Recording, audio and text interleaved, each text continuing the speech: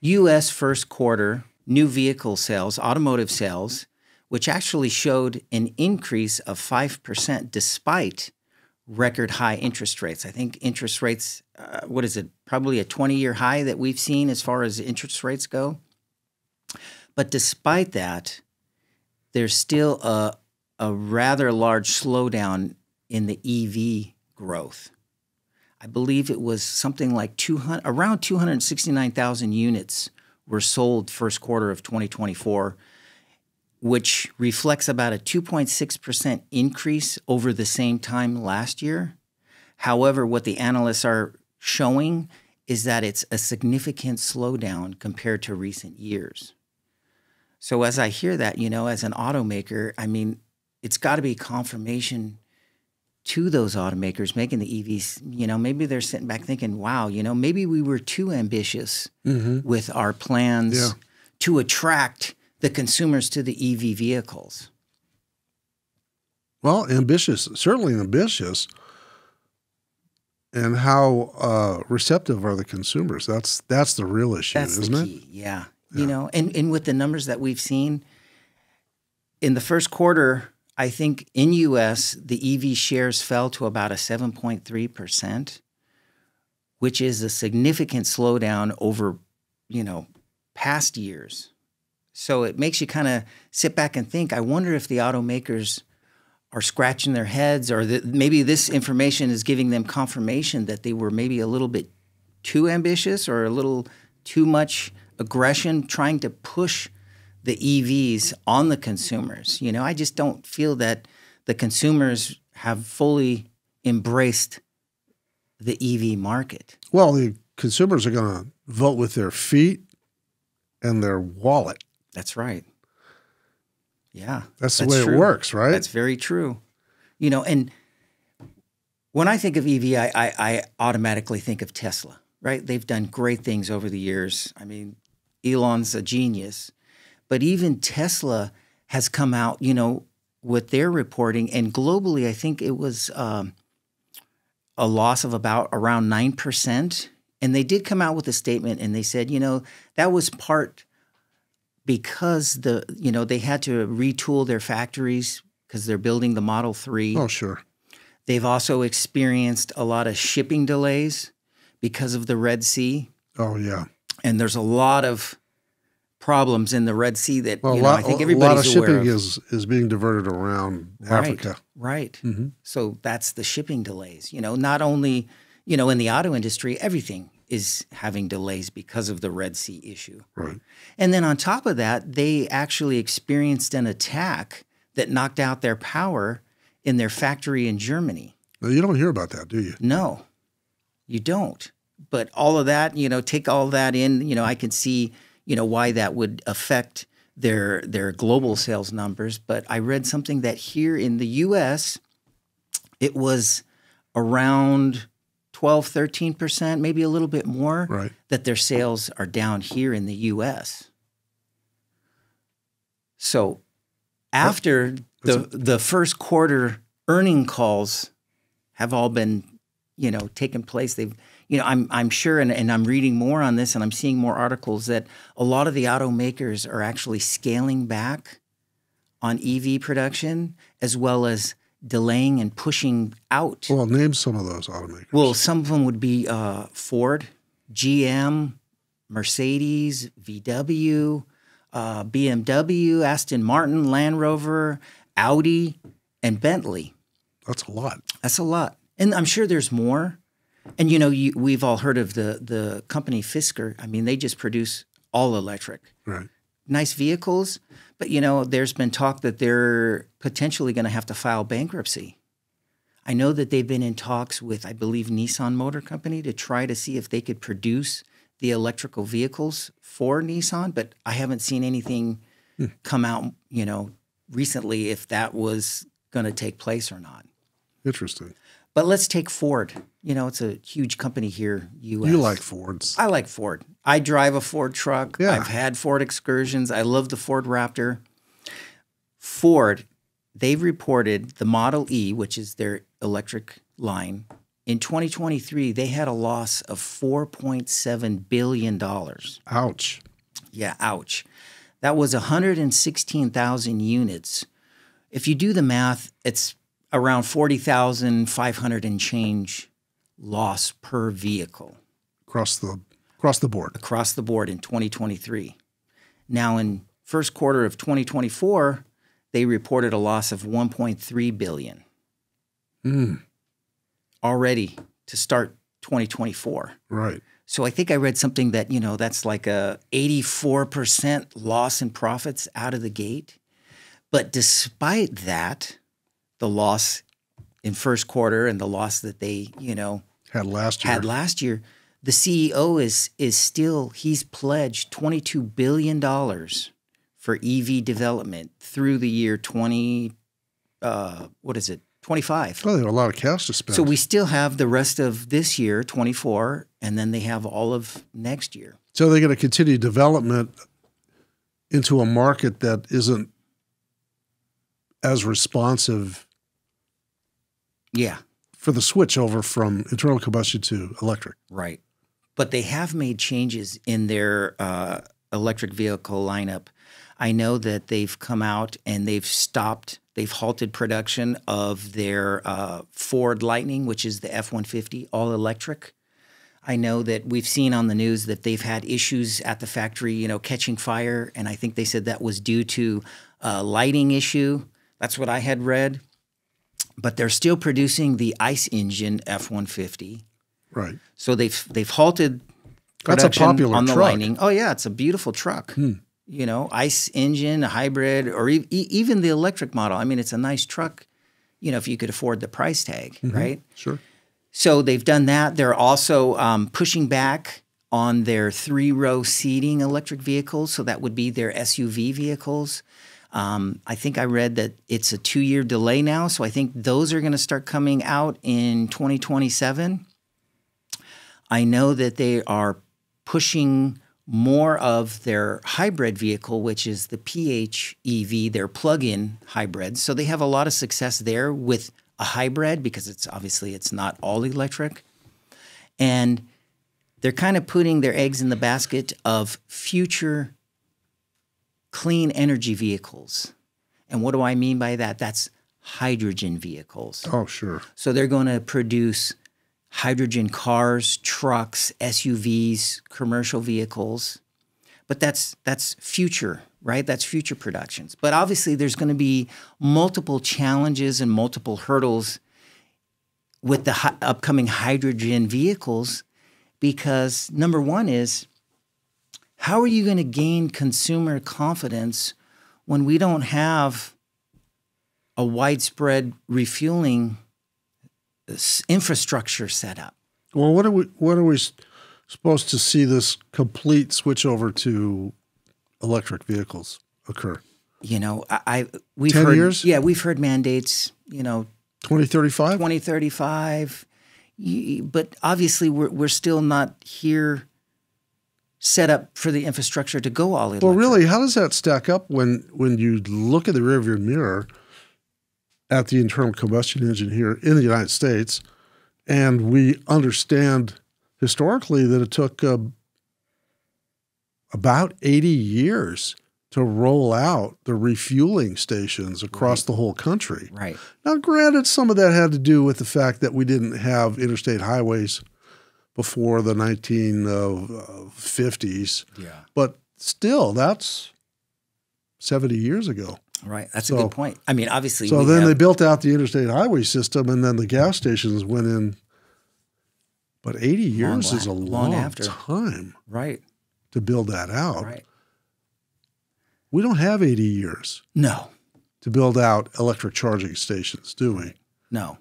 And the challenge is, like I said, I mean, it's how are you going to get consumer confidence when there's not multiple refueling stations? Now, this is also going to take a collaborated effort between government agencies, energy agencies, and it's going to take energy companies, a lot of investors. Mm-hmm. I mean, this is going to be a lot of money.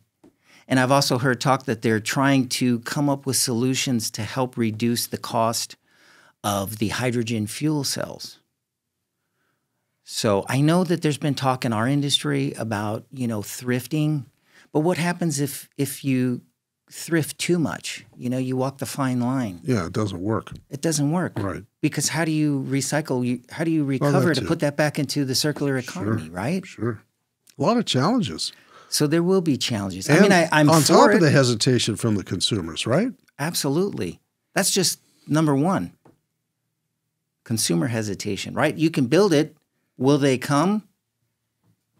That's the key. Obviously with the electric vehicles, we've talked about this in the past, and it's well known that there's a lack of confidence in switching from the ICE to all electric vehicles, right? I mean, we know. And why? Why is range of vehicle, right? Okay. I mean, 2024, I don't own an electric vehicle, but I believe the range is around 300 miles. There could be some models that are higher, but I think the median range is between, let's just say 230 to 270.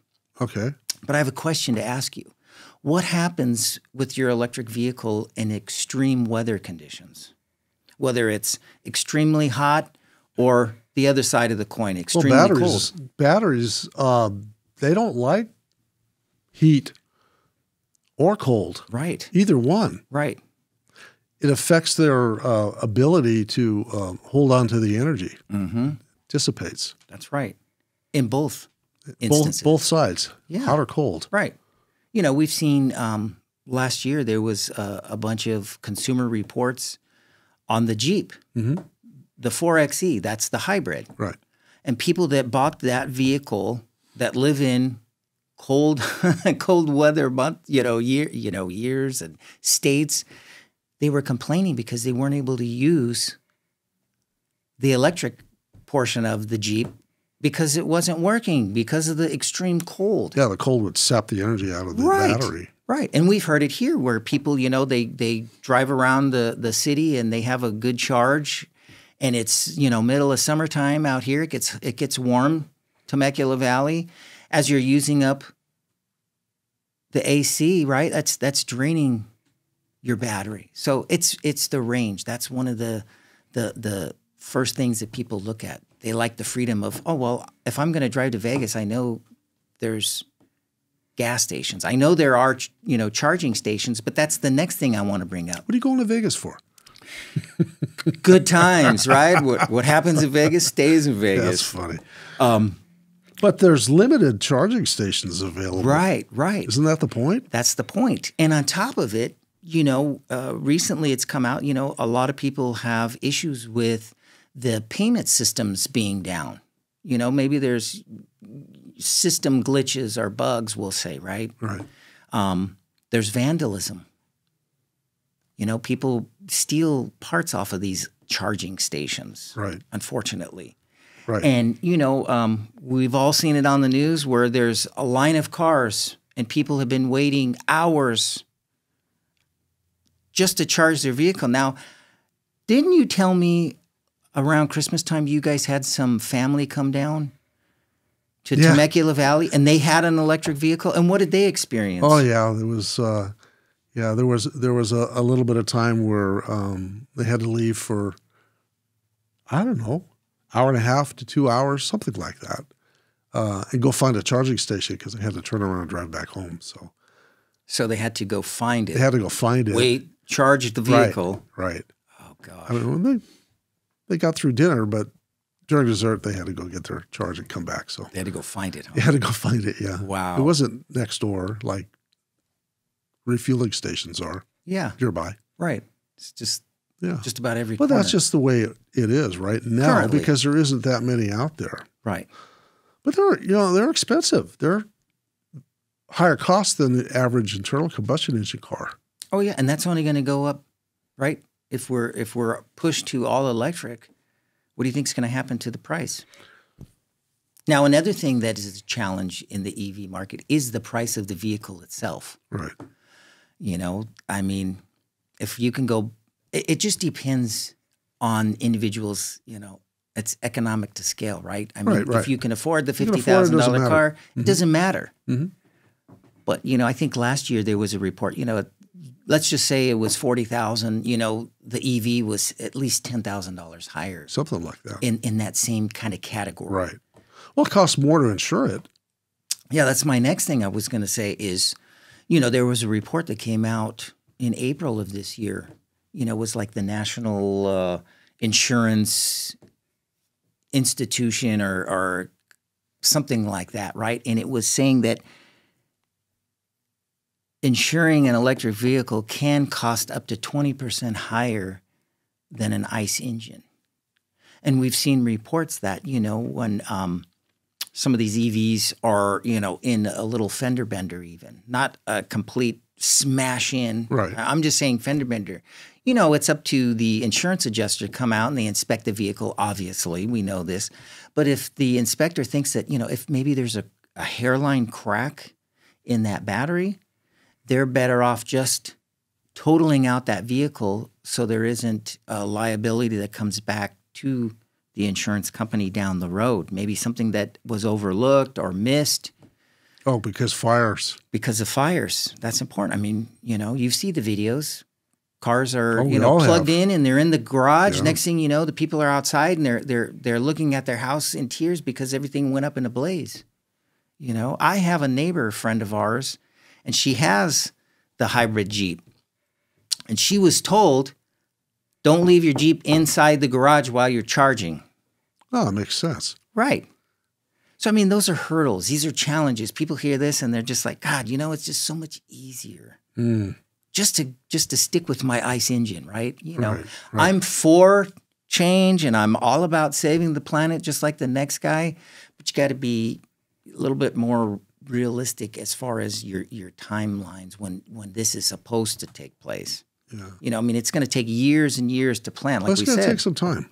And then the last thing really is, that it's more mainstream now, but the critical elements needed for the EVs.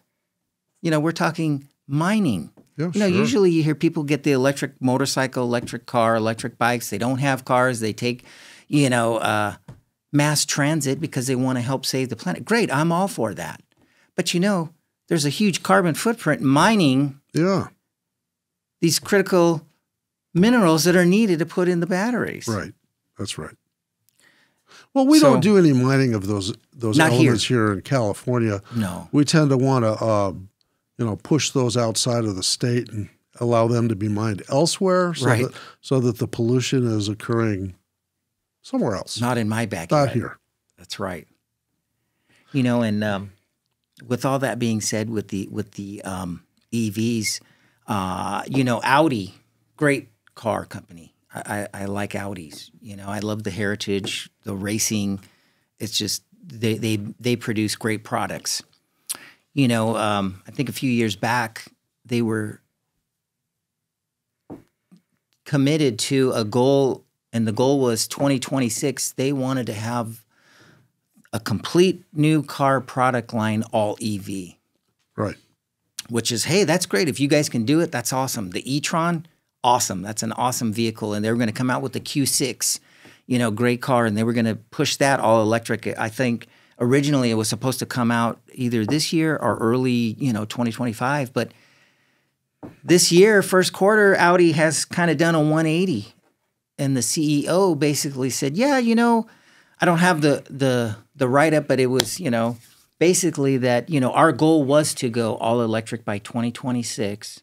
However, we didn't want to put this pressure off onto, our dealerships to have to sell these vehicles because obviously they see that, there's slow growth in the EV sector. The public is slow to warm up. That's right. I see. So, and I think the CEO himself, I think he's for the ICE engines, because same thing that I said, the heritage, the racing, he likes the ICE engine. So not a knock on Audi, but just to bring it to the forefront, what's going on. Yeah. And then I mentioned Bentley. Bentley, incredible car company, great cars, great product. I wish I could afford one. They're a little out of my price range right now. But their goal was to push out their first electric vehicle by the year 2025. Well, here's another car company. You know, we talked about automakers scaling back their plans and pushing back, you know, rollouts. Well, that's next year. Yeah. So they came out recently and said, you know what? We're not going to be able to come out with our first EV in 2025, but what we are going to do is we're going to focus our efforts on, right now they're all ICE, but they're going to be looking at producing a hybrid, a plug-in. So they're going to focus their efforts on the plug-in, and they said they're going to do that to help ease the transition from the ICE engine to one they actually go all electric. And what's that going to be? That's going to be in 2033 now is when. It's 8 years down the road? 8 years down the road. Wow. So the first Bentley EV, that's not happening next year. Yeah. So now we bring this up because I see this as opportunity in our sector. Automotive recycling, we're in it for the precious metals aspect of it. Sure. But also for, you know, the companies that are out there that are the buyers, you know, and then you got processors and obviously smelters, refiners. But yeah, and we participate and around all the of that. collector network. Yeah. You know, so it's just kind of bringing it to the forefront that, because we still hear it now and then, you know, what are you guys going to be doing? You know, you guys are going to drop off. There's, you know, they're going all electric. There won't be the need for catalytic converters. Well, we already know that the EV plans have been pushed back and delayed.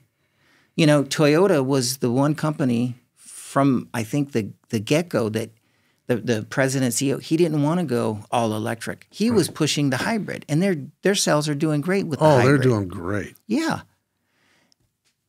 And my point is what is in the hybrid vehicles? They have oxygen sensors, they have catalytic converters, and they have spark plugs. Sure. Now, we're going to hear more about companies shifting gears and going to the hydrogen vehicles like Ford.